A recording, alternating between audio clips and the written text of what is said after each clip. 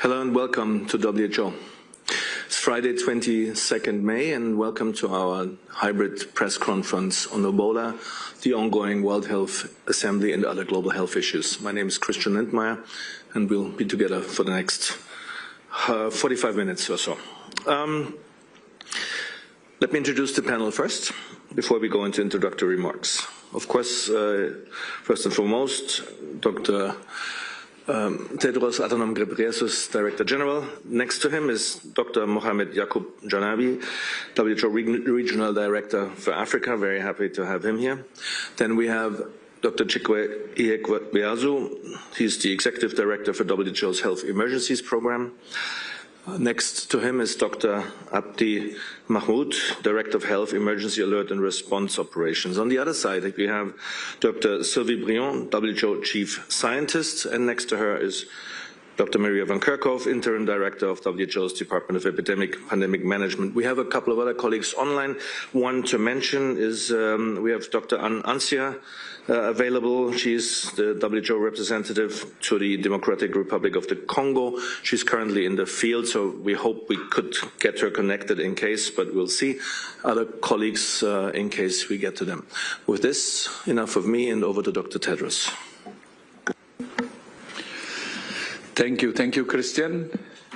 Good afternoon to everyone in the room, and good morning, good afternoon, and good evening to those joining us online. The Ebola outbreak in the Democratic Republic of the Congo is spreading rapidly. Previously, WHO assessed the risk as high at the national and regional levels and low at global levels. We're now revising our risk assessment to very high at the national level, high at the regional level, and low at global level. So far, 82 cases have been confirmed in DRC, with 7 confirmed deaths. But we know the epidemic in DRC is much larger. There are now almost 750 suspected cases and 177 suspected deaths. The situation in Uganda is stable, with 2 cases confirmed in people who traveled from DRC, with 1 death. The measures taken in Uganda, including intense contact tracing and cancelling the Martyrs' Day commemoration, appear to have been effective in preventing the further spread of the virus. An American national who was working in DRC has also been confirmed positive and transferred to Germany for care. We're also aware of reports today about another American national who is the high-risk contact who has been transferred to the Czech Republic. The governments of DRC and Uganda are leading the response with support from WHO and partners. In addition to our national staff in DRC, so far we have deployed 22 international staff to the field, including some of our most experienced people. And we have released $3.9 million from the Contingency Fund for Emergencies. We're also in touch with UN Humanitarian Chief Tom Fletcher, and I thank him for allocating $60 million to the response. On the ground, we're supporting national authorities with every pillar of the response, including contact tracing, establishing treatment centers, risk communication, and community engagement, and more. Together with the Africa CDC, WHO is also establishing a continental incident management support team. In the coming days, we will publish a multi-agency strategic preparedness and response plan, SPRP, aligned with the national plans of both DRC and Uganda and with our partners. As you know, unlike many previous Ebola outbreaks, which were caused by Zaire virus, this outbreak is caused by the Bundibugyo virus, for which there are no approved vaccines or therapeutics. There have only been 2 previous outbreaks of Bundibugyo in Uganda and 2000 and in DRC in 2012. Yesterday, WHO convened the leaders of several partner organizations under the Interim Medical Countermeasures Network to review the pipeline of vaccines, therapeutics, and diagnostics. The WHO R&D blueprint has also convened its technical advisory group on therapeutics and recommended to prioritize 2 monoclonal antibodies to advance in clinical trials. In addition, the advisory group recommended the evaluation of antiviral obeldesivir in a clinical trial as post-exposure prophylaxis for people who are high-risk contacts. This clinical trial is now being developed jointly with Africa CDC and the Collaborative Open Research Consortium on filoviruses. We're also discussing with partners candidate vaccines in the development and manufacturing pipeline. As you know, the provinces of Ituri and North Kivu, in which the outbreak is occurring, are highly insecure, with intensified fighting in recent months, causing more than 100,000 people to be newly displaced. Across both provinces, around 4 million people need urgent humanitarian assistance, 2 million are displaced, and 10 million face acute hunger. There is also significant distrust of outside authorities among the local population. Just yesterday, there was a security incident at a hospital in Ituri where tents and medical supplies were set on fire. Building trust in the affected communities is critical to a successful response and is one of our highest priorities. We're also committed to ensuring that essential health services for the affected communities are maintained and strengthened based on their needs. Now, a brief update on the hantavirus outbreak among passengers and crew on board the cruise ship MV Hondius. Today, the Netherlands confirmed an additional case among a crew member who disembarked in Tenerife, who was repatriated to the Netherlands and has been isolating since then. There are now 12 reported cases and 3 reported deaths. No deaths have been reported since the 2nd of May, when the outbreak was first reported to WHO. We continue to urge affected countries to monitor all passengers and crew carefully for the remainder of the quarantine period. More than 600 contacts continue to be followed in 30 countries, and a small number of high-risk contacts are still being located. Once again, I thank the many countries that have cooperated in the response and the epidemiological investigation. Argentina, Cabo Verde, Chile, Netherlands, South Africa, Spain, the United Kingdom, and the European Union. Christian, back to you. Thank you very much, Dr. Tedros. We're now ready for your questions. As usual, please raise your hand, either here in the room or with the raise your hand icon. We'll take first question from the room and then go to the online platform. And please, again, introduce yourself, because not everybody here is familiar with you. Laurent, let's start with you. Yeah, Laurent Siro, Swiss News Agency. Thanks for the briefing. So you mentioned the efficiency of contact tracing in Uganda. What about the impact of this security overall situation and incidents on the contact tracing in Ituri? And also, maybe, are you concerned with the spreading now? Also in South Kivu, there seems to be a few cases there. How do you see the situation there? Thank you. Dr. Mahmoud, please. Hanno? Oh, yeah, that's true. We can see if Dr. Anansia is available. Dr. Ansia, are you connected and available?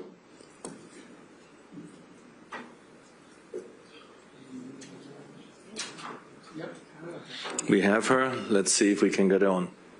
Yes, I am will hold. Yes. So, yes. What we know, I'm going to start by South and North Kivu, where we know that contact tracing has been sufficiently effective for the time being. The new case that was confirmed in Ruiro in South Kivu yesterday morning, there is 89 contacts that are already being traced there. In North Kivu, where we've got one case in Goma, the situation is similar. We've got around 80% of contact tracing going on for the time being. However, this is unfortunately not the situation that we are facing in Bunia as we talk. Yesterday evening, by the end of the day, we knew that we had 11% of contact tracing. So we still very low. And as you mentioned very well, the problem that we faced, the security problem that we faced yesterday in Rwampara will significantly jeopardize the very strong operation and rapid operation that we were initiating in Rwampara, which is one of the 3 hottest spots of the outbreak response for the time being. This morning, we had our security team in Rwampara with the governor and the provincial health authorities, talking to the population, discussing calming messages, risk protection, able to start again tomorrow. Thank you very much, Dr. Ancia. We can move to the next question, please.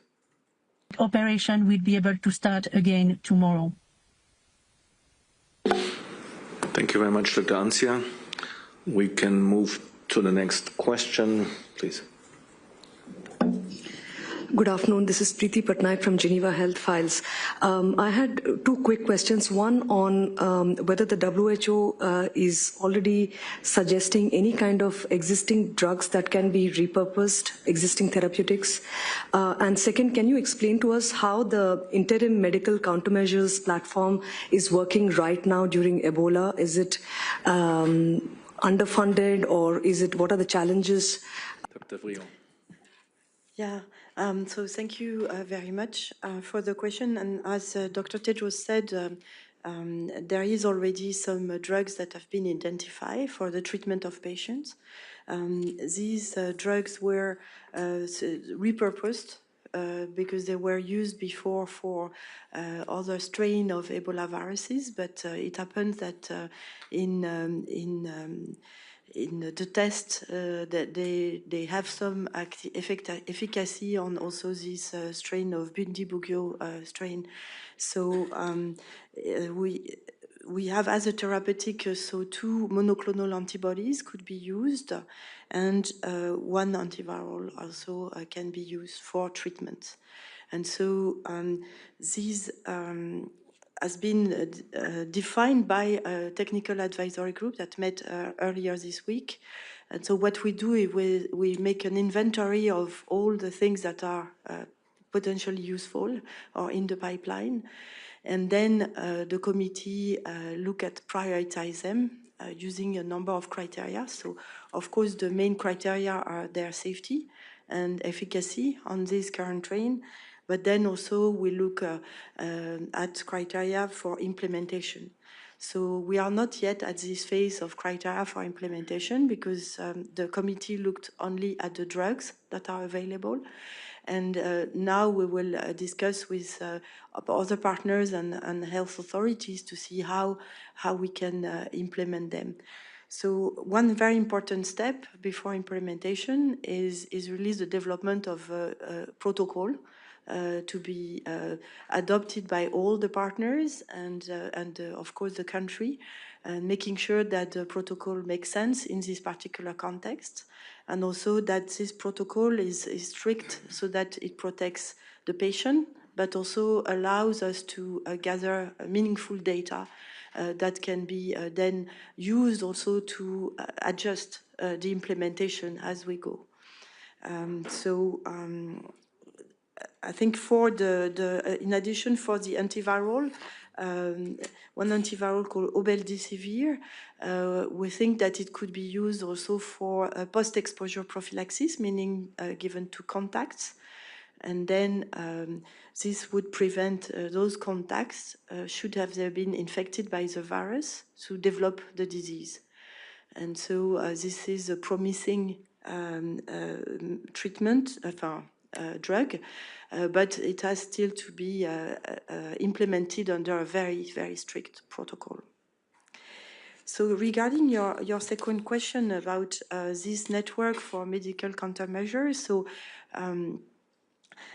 why it is important to have those platforms? It's first because this platform is not only activated for a crisis. It works throughout the year between epidemics and brings together all the partners that have some stake into supporting the research, but also the development and the implementation of medical countermeasures. So, and it's very important that those partnerships are not built just for crisis. They are built for all the time. But when we have a specific crisis, we activate specific groups or subgroups of these platforms.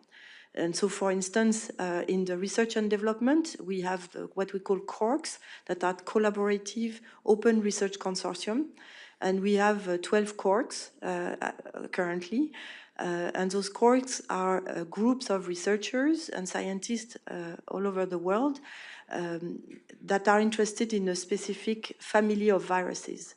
And so the CORC on filovirus is currently meeting as I speak. They started their meeting today at 1 and they will finish at 4.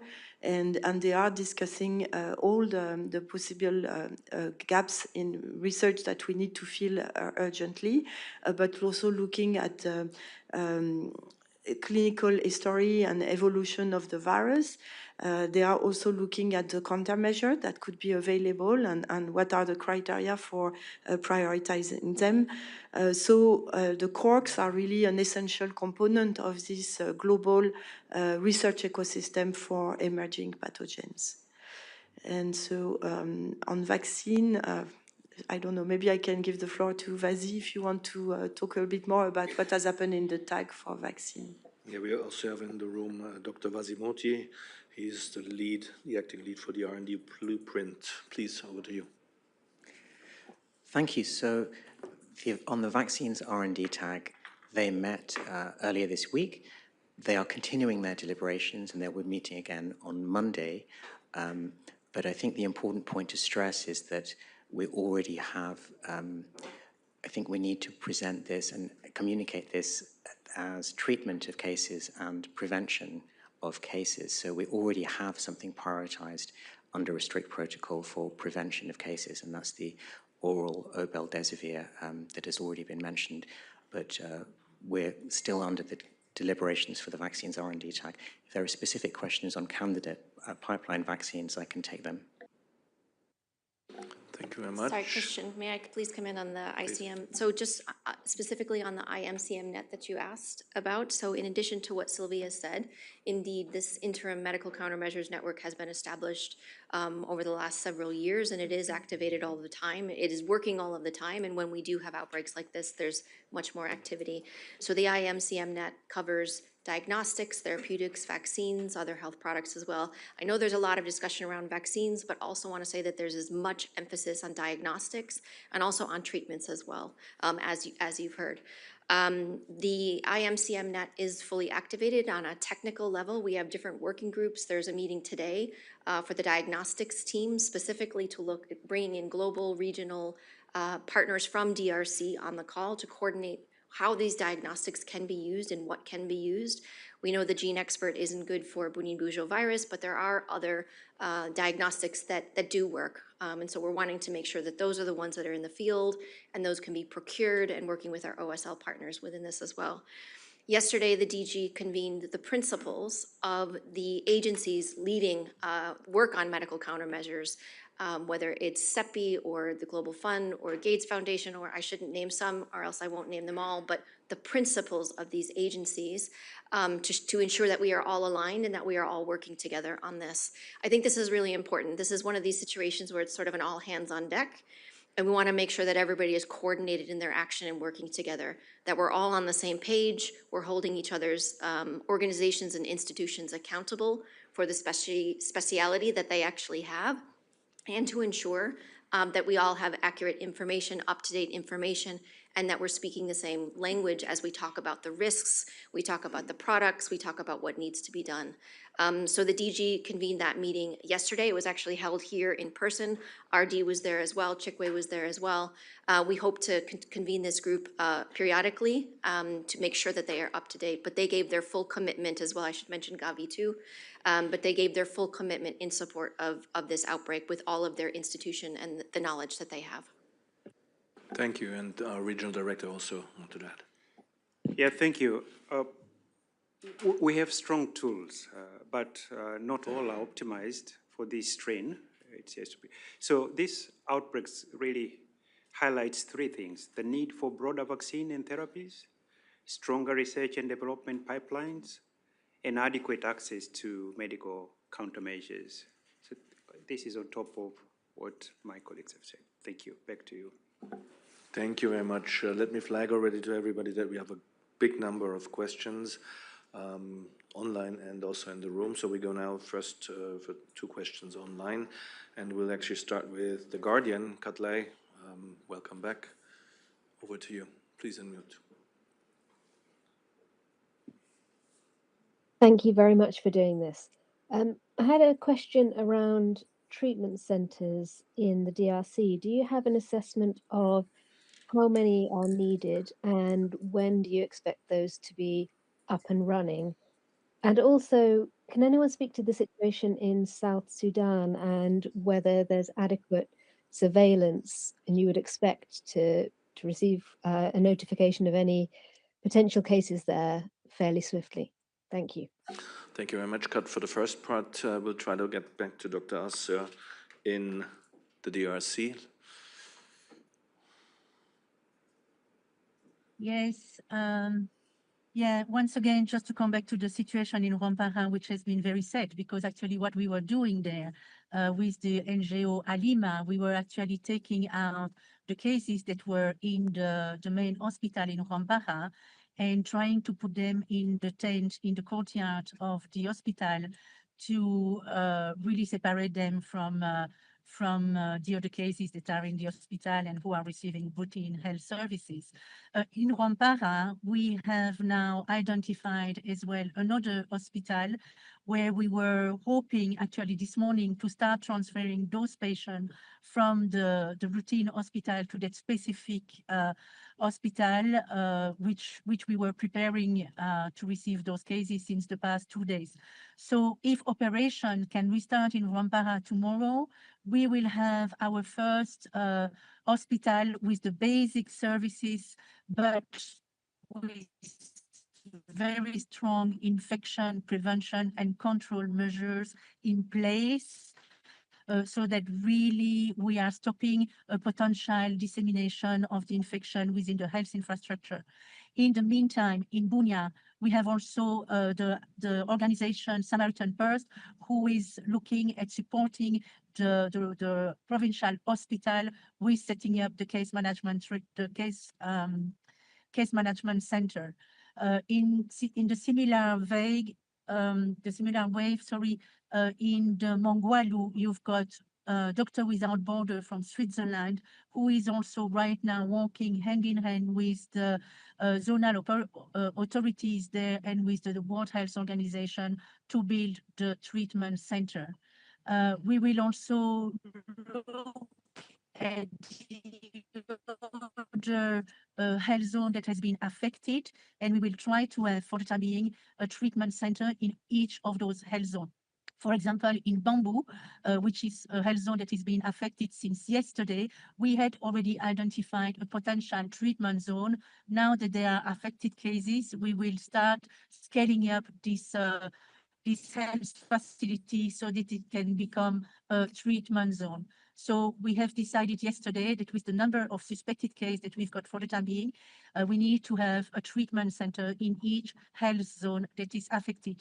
This will also allow to decrease the movement of population, which we know is actually really hampering our work to be able to disrupt the transmission of the disease. Over. Thank you very much, Dr. Ancian. We go for the South Sudan to Dr. Mahmoud. Thanks for that question. I just wanted to take people how the surveillance works. In the surveillance, we have what we call alerts, where the community does the first line of defense, where the community leaders start reporting unusually deaths and suspected. From there, clinical work, clinician healthcare workers go and assess that and triage. So you move from an alert to suspected, we collect samples and it become a confirm. We will be getting more alerts, and it's really good to have those alerts and to be investigated. We had alert from South Sudan, we have alert from Kenya, and the government of Kenya confirmed that investigation was done, was discarded. So that's a function of a well-defined system. So alerts are not bad, it needs to be investigated, and we're encouraging all the countries in the neighboring regions to strengthen their surveillance, involve the community. So we pick the initial alert and we deploy healthcare workers to investigate those alerts, and then we put them either suspected or confirmed case. The second part on South Sudan, can we answer that? Yes, we don't have currently, we don't have any confirmed. We have alert, which is good. Perfect. The next question goes to AFP. Agnes, please go ahead.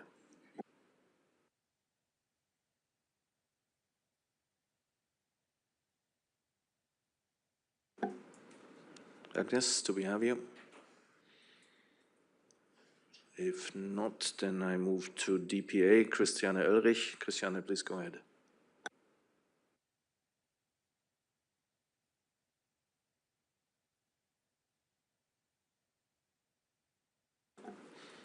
And if neither DPA nor AFP want to talk to us, who do we have?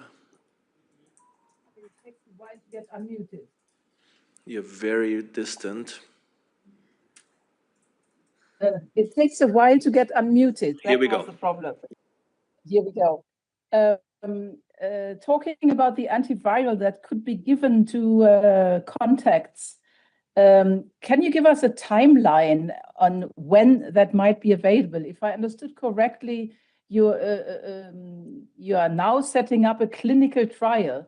Does a clinical trial involve giving placebo to half the people who are in the trial, and for how long is a trial going on before this could actually be available if it turns out to be efficient? A timeline, that's my question. Very good, thank you. And we want to start with Dr. Briand, please, yes. So first, what we do currently is we define the protocol. How the drug will be used and as you rightly said, the different arms of the clinical trial. The plan is to have a multiple arm, and I will let Vazi explain it a little bit further, but really, so the timeline depends on two things. First is the fact that we need to agree on the protocol, and the national authorities need also to agree on this protocol. The protocol is not done by somebody in Geneva in an office. It's done jointly with experts in the field and internationally. And then we need also to make sure that the monoclonal antibody and the antivirals are available in the field. So these are negotiations that will be carried out with the manufacturers or the institution who have got the monoclonal antibodies to see how fast they can deploy those products in the field. We need also in parallel to make sure that we have people in the field able also to support the local authorities to implement the protocol. So maybe Dr. Vazi, you want to give more details on the arms of the clinical protocol? Over to you. Yes, thank you. Just to stress, I think the most important thing is as with all of our work, our role is for WHO to support the countries. So this is very much for the national authorities to decide. But we do have all of the world's leading experts meeting together, including from within the affected areas on the protocol. Just some practical issues on next steps before proceeding. Obviously, again, any clinical trial would be integrated into the response. So That's a very, very central part of it.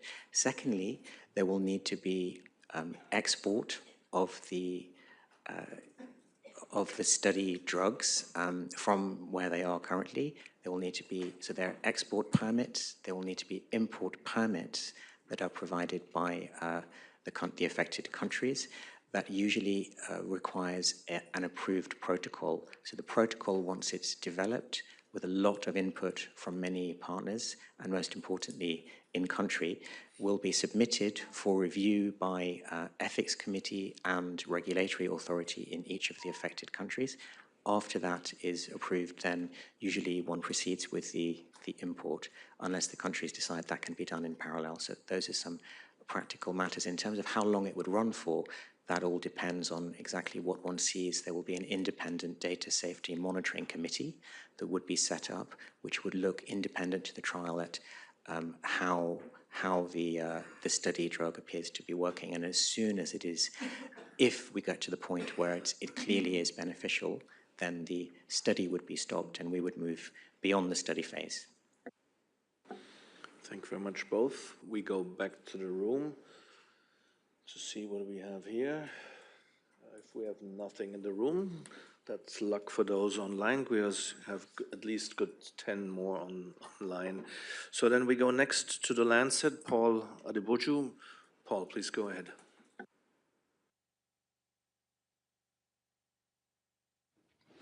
Thank you very much for taking my questions. So I think the Bundibugyo Ebola outbreak shows that global preparedness is still too reactive and too focused on better known pathogens. So what specific investment does WHO believe donors should protect now to ensure surveillance, diagnostics, and countermeasures are ready before the next rare outbreak begins? Then my second question is that this outbreak is the kind of threat that the pandemic treaty is supposed to prepare the world for. But the treaty still has major gaps in how the preparedness would actually be financed, operationalized, and made equitable. So how does WHO see the outbreak testing the unfinished parts of the pandemic agreement, particularly on pathogen sharing, equitable access to diagnostics, countermeasures, and sustained financing for preparedness before rare but high-risk pathogens emerge? Thank you very much. Thank you very much. We'll start with Dr. Van Kerkhoff. Yeah, thanks. I'm sure many might want to come in on this one because it's a great question. The point around what types of capacities do we need to, I'm going to cover the capacities part of things because what we do at the World Health Organization as the Secretariat of all member states and all of you is really to ensure and work with ministries of health across different sectors to ensure that there's a certain level of capacities are in existence. You're very well aware of the international health regulations, looking at what capacities, core capacities that are needed in every country. And what you mentioned in your question, surveillance, making sure that there's good surveillance in each country, that there's a workforce that is trained, that is protected, that we have good laboratory systems in place with the right diagnostics, the right reagents, and all the way through appropriate clinical care, looking at infection prevention and control, looking at emergency coordination in each country, making sure that there's provision for community protection.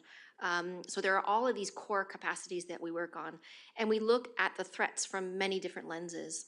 I'm sure Sylvie will want to come in and talk about the R&D blueprints and the work that they do through that as well, looking at viral families. We need to be prepared for any type of hazard, whether it's a known biological hazard, respiratory diseases, for example. We're constantly preparing for the next flu pandemic because we know it's not a matter of if, it's a matter of when. But we're looking at respiratory diseases more as a whole instead of individual pathogens. We're looking at arboviruses and the risks to arboviruses across the globe. And with climate change, the risks are growing with 4 billion people at risk for arboviruses, and that will increase to 5 billion in the next few years because vectors are moving further north and further south. We look at bacterial threats as a whole and look at what can be done in understanding, improving water and sanitation so that we could prevent outbreaks of cholera, for example. And we also look at the high threat pathogens like we see with Bundibugyo. We look at Mpox, we look at different Ebola viruses, hantaviruses, and just having those capacities ready. In addition to that, with the IHR, having the information sharing system, you heard the DG say in his speech here, there were hundreds of communications related to our national focal points in each country, sharing information about this hantavirus outbreak that was contained to a ship. but involve many people on the ship who left the ship, who traveled on planes, who were repatriated home, but sharing of that information through the national focal points are capacities in countries that are also really, really critical. But not only having those capacities in place, having the financing to be able to support that. And many governments are struggling at the moment with this because a lot of funding that was previously identified to be used for health is moving towards defense. There have been some mechanisms put in place, like the Pandemic Fund, which is issued more than $1 billion to support surveillance, laboratory systems, workforce. I could go on, but I think your point is really pivotal, that we need countries to be ready. We need governments to be ready to scale up and to scale down for that early detection. Financing is critical on this. And those capacities in countries and supporting those capacities in countries are what will really enable that early detection and, critically, that early action. And maybe Nadrat wants to come in on the pandemic treaty, but this is what the member states are negotiating right now. This is what they're here doing at the World Health Assembly right now here in Switzerland. But this is something we want to ensure countries have at a consistent level, because these outbreaks, they don't care who's in power. They transcend any election cycle that we have. So these consistent capacities in countries are what's key. Thank you very much for the question. I think there are two legally binding global international instruments which are critically important for pandemic prevention, preparedness, and response. One of them is, as Maria mentioned, the international health regulations. In addition to building the core capacities, it requests the member states to report any detection immediately. And then there is the mechanism of emergency committee and director general going towards the public health emergency of international concern declaration. This is supplemented by another, hopefully will become an international legally instrument, is the pandemic agreement. That brings, in addition to the mechanisms to build those core capacities required in the countries, it also brings a strong pathogen sharing and benefit system, which is still under negotiation by the member states. So what we see within the Ebola, there has been an immediate sharing, which is a good news, and it has been done voluntarily. That we are grateful to the countries who has been sharing those pathogens for years, that we have many examples. But at the same time, linked to that on an equal footing, the benefits which are being produced by using those pathogens, particularly the vaccines, treatments, and diagnostics, are going to be also used as a global public good in line with the needs of the countries. And actually, there has been discussions on what those benefits could be in support of response into a public health emergency of international concern. And I'm sure that's going to help us a lot in the negotiations. Thank you. Yeah, thank you. It was a multifaceted question, so we also have a couple of colleagues coming in. Dr. Ansir from the DRC wants to add. Yeah, just a couple of points. I wanted to say that from us, as soon as we went into the response mode for this outbreak, from the start, we decided that we would have an approach that will really strengthen the systems that are in place for the time being, as well as strengthening preparedness in the provinces that are affected, and as well this will ripple down at all level of the health system here. So we really think that as soon as you start a response, you have to look at how you can really strengthen the system. An example that I can give. We are looking right now exactly at how we will support laboratories to make sure that we will be able to strengthen the laboratory network in the Democratic Republic of Congo, as we did for example during the Mpox response. You know, when we started the Mpox response, there was only 2 laboratory who could diagnose Mpox. And as of today, we've got more than 60 sites that can actually now diagnose Mpox. So we intend to do exactly and having exactly the same approach for the response to Ebola. I promised to the governor as I left Bunia this morning, I told him, trust us, we will make sure that when we leave, when we have finished with this response, you will have stronger system, stronger human resources who can do infection, who can do infection prevention and control, who can do investigation. You'll have laboratory that will be equipped. You will have human resources who know how to treat those things. So this is extremely, extremely important. And I can say as well that actually the preparedness that WHO and other partners has been working on in countries like DRC is also already ripening some fruit. The 40 experts that we managed to mobilize and to bring on the ground as of Sunday on day 3 of the response are people that have been trained, that are working together. They're coming from the Emergency Operations Center that has been established since 2022 in DRC, and which is already an excellent center for emergency operation in DRC and also in the sub-region.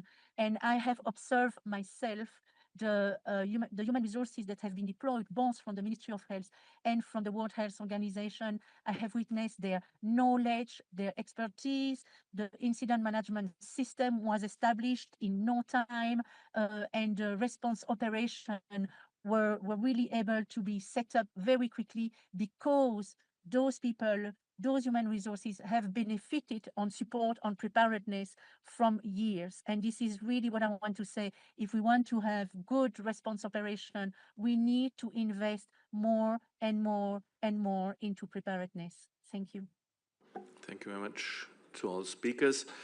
Now we'll try again with Agnes Pedrero from AFP. Let's see if we can connect her. If not, I have it in writing.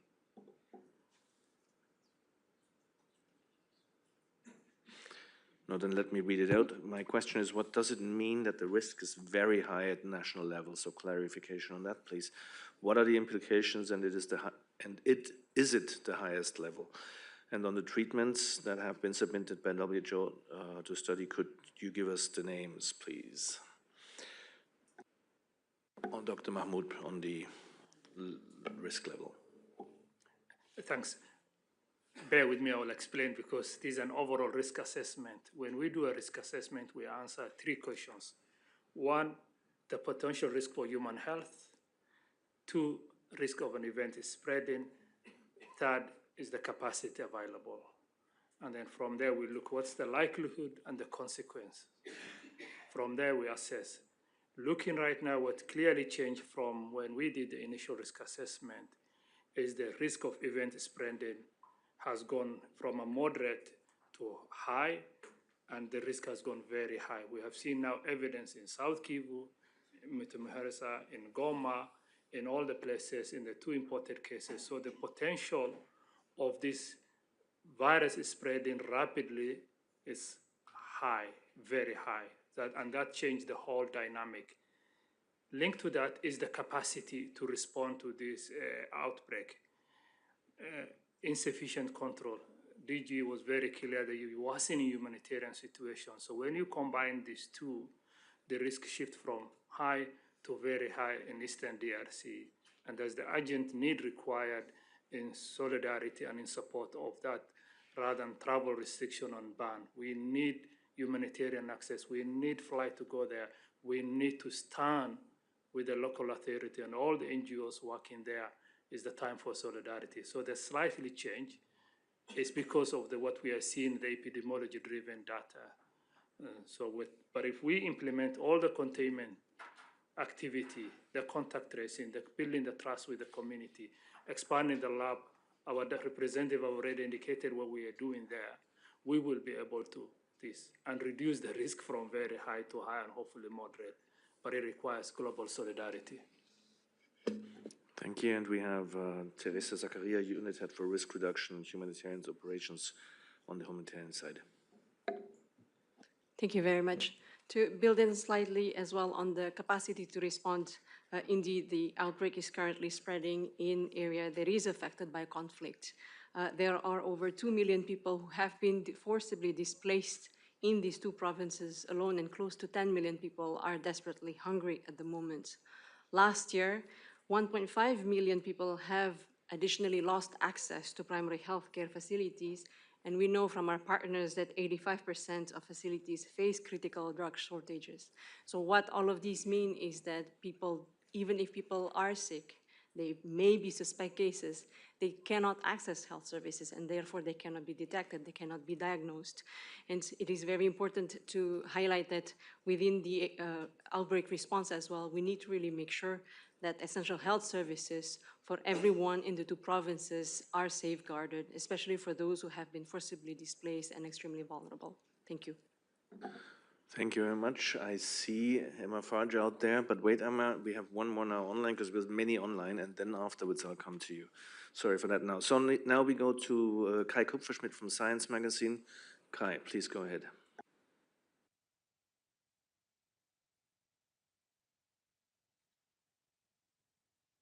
Thank you. I hope you can hear me. Sorry, I'm on a train, so my connection is cutting in and out. Apologies if you've already mentioned it, but I wanted to make sure, what are the three treatments you're talking about? It was my understanding there's the MapBio antibody, there's remdesivir, but you mentioned the second antibody. Could you just go through the actual drugs that were prioritized? Thanks. Thank you, and we start with Dr. Briand. So the technical advisory group has prioritized for treatment the two monoclonal antibodies. One is Regeneron, but it's the 3479, and the other is, as you said, MapBio, MBP 134. And for the antiviral, intravenous antiviral is remdesivir. Then for post-exposure prophylaxis, it's obeldesivir that has been prioritized. Thank you. Thank you very much. Now we come back to the room, and Emma Farge Reuters, please. Yes, thank you. A question for Dr. Ansha, please, and maybe one for Dr. Van Kerkhove as well. So the first one, the numbers of cases are rising very quickly. Is that normal at this stage of an epidemic? How does it compare to other outbreaks? And was there a super spreader event that has caused the numbers to rise so quickly? And if you have the number of people being traced, I'd appreciate that as well. And then, Dr. Van Kerkhove, you mentioned the financing and the fact that money is being diverted to defense. Do you have any idea how much this outbreak will cost and if those resources are available? Thank you. And let's see for Dr. Ansia. Can you, I am sorry, we were in an area where I could not hear the question, I just hear the end. The number of people being traced in Ituri for the time being is more than 1,400. Emma, could we briefly repeat? I didn't hear the first part of the question. Can you Yes, thank you. I was wondering what it means, the fact that the cases are rising so quickly. Is that normal at this stage of an epidemic? Was there a super spreader event? Thank you.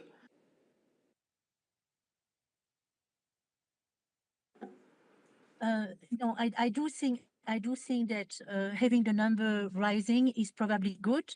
It means that our surveillance is working. What we are doing right now and what we had prioritized is actually active search of cases. We need to have all the suspected and confirmed cases being brought to health facilities so that they can receive treatment. And we need, from all those cases, we need to have the list of their contacts so that we can find those contacts, trace them, isolate them for 21 days, because it is the only way that we will, at this stage, when no treatment and no vaccine are available, this is the only way that we will be able to disrupt the transmission. So yes, the number is increasing. For me, I consider it as a good sign. Although, as we mentioned, a problem, and it's not a super spreader, but we've got a very, very difficult context. as you know, and as I have mentioned already previously, we found and we did a diagnostic of this outbreak here. It was already rampant and silently disseminating for a few weeks already. So, you know, when we arrived, there was already more than 80 suspected cases that we found. So of course we are also behind. We are running behind now. We are sprinting behind so that we can really try to control this outbreak. And because it is still transmitting for the time being, yes, the number will keep raising for some time until we are really able to put all the response operation in place. So I do think that yes, it is. We would like to have it differently, but we are running behind. We are not yet under control. And I'm telling you, as Dr. Tedros mentioned, we've got for the time being more than 750 suspected cases. And imagine we just have for the time being 1,400 contacts being traced. So we know we are late. I can tell you we are running. We've got insecurity against us. We've got movement of population against us. We've got event like the one of yesterday against us, but we stay strong, determined, focused. We will ramp up, we will scale up our response operation. We are doing it by the day, and I can guarantee you that together we will manage to get over this outbreak as soon as we can. Thank you, Nancy. Dr. Janavi, please, Regional Director. Yeah, on top of what Anansi has just said of improved detection and surveillance, but Ebola has got something called silent early phase, where symptoms really resemble malaria or typhoid or any other. So this means initial cases may not have been recognized immediately, so transmission may have continued undetected to some time. So what we are seeing now may reflect an early transmission that is only being identified retrospectively. The other reason what we see here, they may be linked to challenges, as DG said earlier, is an area where there's insecurity, remoteness, weak health infrastructure. So there can be delays in identifying those cases and transporting the samples and confirming the diagnosis. And Chico here yesterday, I think, touched on the backlog of samples. So you might hear the numbers have gone up. It's not that the cases have gone up, it's just the samples have been clear. And then community transmission dynamics, Ebola spreads through close contact, and transmission can accelerate when cases are cared at home. You see the numbers will go up. Safe burial practices are not followed. We'll see the numbers going up. Trust in response is still being built. So key reassurance here, an increase in cases does not mean response is failing. Actually, it often reflects that the response is intensifying, uncovering the true scale of the outbreak. So the bottom line here is the rise in cases is driven by a combination of early undetected spread and a stronger surveillance. So as we scale up our detection and response, we expect to see more cases initially before the curve begins to go down. Emma, thank you. Back to you. Thank you very much. And Dr. Mahmoud. Just to add two indicators that we are closely following. Right now, as you ramp up your surveillance, it's expected case to increase because it's a good reflection. What we've been closely monitoring is what we call the positivity rate. So on 15th May, when INRP declared, we had 8 out of the 13 were positive. That's 62%. And it has been going down. As you ramp up your surveillance, it will go down because you are picking up all other suspected cases. As of yesterday, that percentage has gone to 49%. So your number may be increasing, but we are enhancing our surveillance and not only focusing on the severe cases. So it's a good function of surveillance. We expect the test positivity rate to go down. Another indicator that we are closely monitoring is the death, both the suspected death and confirmed death, because we know very well Ebola, both Zaire and Bunjubuji, early referral and early care saves lives. So when you detect early and you transfer and we provide, it saves lives. So this is a close indicator, and we haven't seen any dramatic increase. When we started, we had 80 suspected deaths, and the number here is 177.